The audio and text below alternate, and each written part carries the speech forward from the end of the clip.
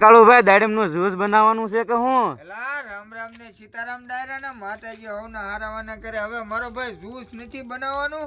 આ તો ભાઈ એક ભાઈનો બર્થડે હતો ને કે કઈક નવીનમાં સાઈન નાખો ને તો આપણે વનની સિઝનમાં આ દાડમના દાણા પહેલી વાર છે. કારણ કે આમાં છે ને મહેનત બહુ થાય. દાડમ લાવવાના, પાલતાણા લેવા જવાના, લીધા પછી આપણે બધાને ભેગા મળીને સાથે પરિવાર સાથે આને ફોલવાના, પછી આપણે પક્ષીઓ માટે નાખવાના. હવે તમે કહેતા છો કાળુભાઈ પક્ષી થોડા દાડમ ખાય, તો આપણે ગયા વર્ષે અને બહુ દાડમ ખવડાવ્યા, કાંઈ ઘટે નહીં એવું.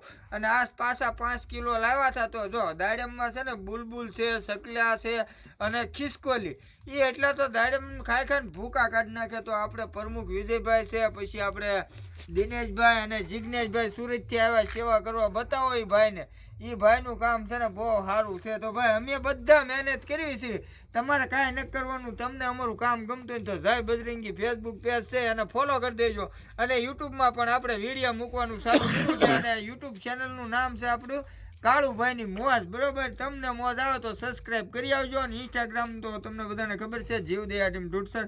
બાકી દાડમ ખાવાના છે ને પક્ષીને ખવડાવવાના છે. બહુ પાણી આવે છે મોઢામાં.